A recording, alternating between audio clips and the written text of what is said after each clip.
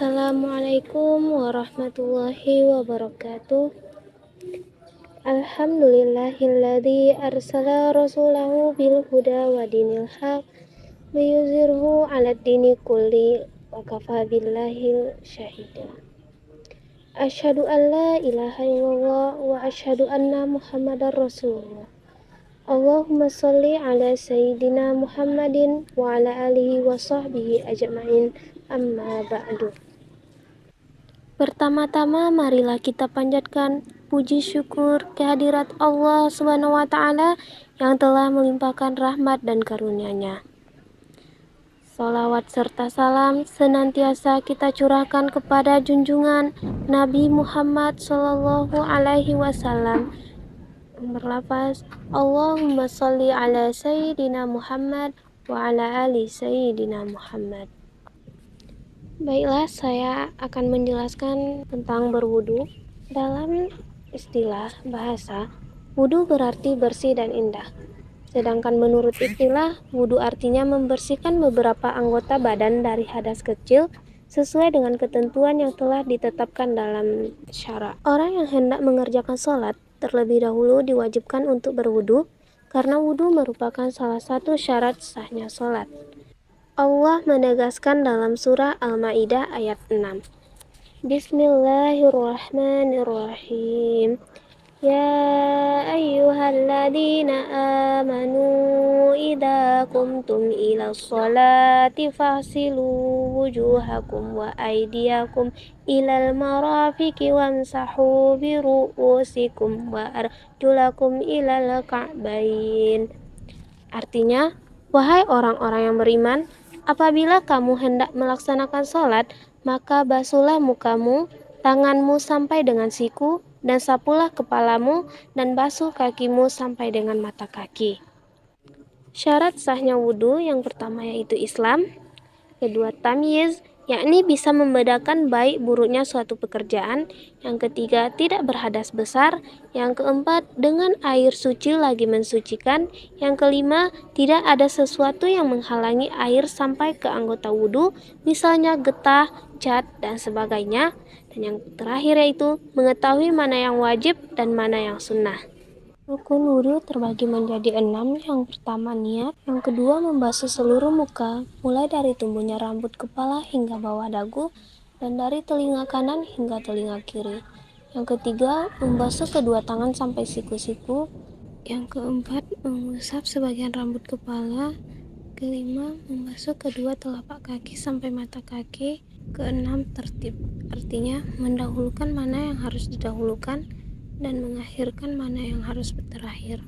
Sunnah-sunnah wudhu, yang pertama membaca basmalah, kedua membasuh kedua telapak tangan sampai pergelangan, yang ketiga berkumur-kumur, keempat membasuh lubang hidung sebelum berniat, kelima menyapu seluruh kepala dengan air, keenam mendahulukan anggota kanan dari kiri, 7 menyapu kedua telinga luar dan dalam, selanjutnya menyela-nyela jari-jari tangan dan kaki, terus membasuh semua anggota wudhu sebanyak 3 kali, menghindari agar percikan air jangan kembali ke badan, selanjutnya jangan berbicara, terus menyikat gigi sebelum wudhu, dan yang terakhir membaca doa sesudah wudhu.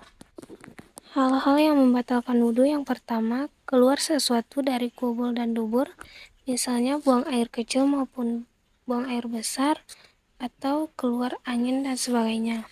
Yang kedua, hilang akal karena gila, pingsan, mabuk, dan tidur nyenyak. Yang ketiga, tersentuh kulit antara laki-laki dan perempuan yang bukan mahramnya dengan tidak memakai tutup. Yang keempat, tersentuh kemaluan dengan telapak tangan atau jari-jarinya yang tidak memakai penutup. Yang terakhir ada tayamum. Tayamum ialah mengusap muka dan dua belah tangan dengan debu yang suci dengan beberapa syarat yang telah ditetapkan oleh syara. Tayamum dapat menggantikan wudhu dan mandi bagi orang yang tidak dapat menggunakan air dengan syarat-syarat tertentu. Syarat melakukan tayamum yang pertama yaitu jika tidak ada air dan telah berusaha mencarinya tetapi tidak menemukannya. Yang kedua, berhalangan menggunakan air, misalnya karena sakit yang apabila menggunakan air akan kambuh sakitnya. Yang ketiga, telah masuk waktu sholat. Yang keempat, dalam perjalanan dan sukar mendapatkan air. Yang kelima, dengan debu yang suci. Fardu tayamum ada 4. Yang pertama, niat. Kedua, mengusap muka dengan tanah sebanyak 2 usapan. Yang ketiga, mengusap 2 belah tangan hingga siku-siku.